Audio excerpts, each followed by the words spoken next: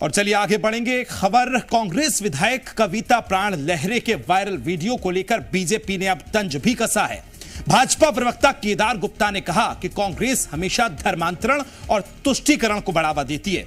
विधायक कविता के viral video से यह स्पष्ट हो गया है। उन्होंने कहा कि जब भाजपा ने कांग्रेस सरकार में धर्मांतरण का विरोध किया था तो नारायणपुर में हमारे जिला अध्यक्ष पर रासुका लगाकर उन्हें जेल में ठूस दिया गया।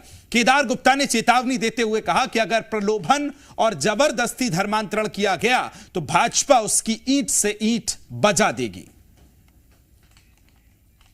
कांग्रेस पार्टी हमेशा धर्मांतरण और तुष्टीकरण को संरक्षण देती है, बढ़ावा देती है। इसका सीधा उदाहरण आज विधायिका कविता ने जो स्पष्ट रूप से एक सभा में कहा है कि धर्मांतरण होना चाहिए, यही धर्म श्रेष्ठ है, वो दिखाई पड़ता है। पूर्व मुख्यमंत्री भूपेश बघेल की सरकार में जब भाजपा धर्मांतरण का विरोध करती थी तो नारायणपुर के हमारे जिला अध्यक्ष को रासुका लगाकर जेल में ठूस दिया जाता था। हम मुसलमान धर्म का भी सम्मान करते हैं, ईसाई धर्म का भी सम्मान करते हैं, पर चेतावनी देते हैं अगर प्रलोभन और जबरदस्ती धर्मांतरण किया गया तो भाजपा ईंट से ईंट बजा देगी।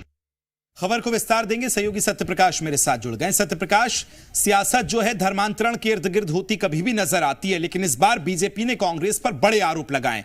किस तरह से ये आरोप उठाए गए और क्या कुछ पूरा मुद्दा है, बताइए।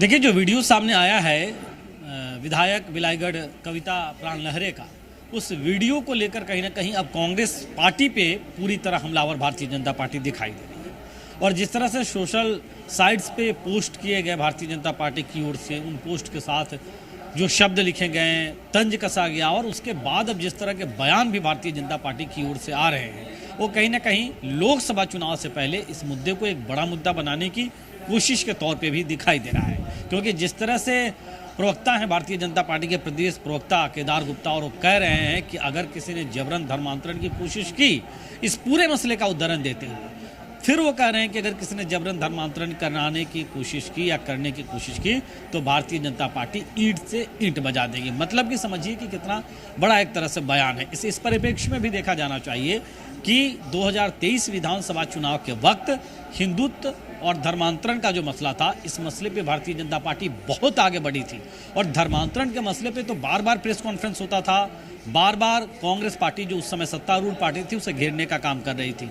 अब लोकसभा का चुनाव सामने है और उससे पहले ये वीडियो का सामने लाना और उसके साथ साथ पूरे कांग्रेस पार्टी को इस मसले पे घेरना, कहीं ना कहीं ये कहा जा सकता है कि ये मामला जो है वो अभी आने वाले वक्त में राजनीतिक तौर पे और ज्यादा सियासत के केंद्र बिंदु में रह सकता है। बिल्कुल, चलिए शुक्रिया सत्यप्रकाश तमाम जानकारी साझा करने के लिए।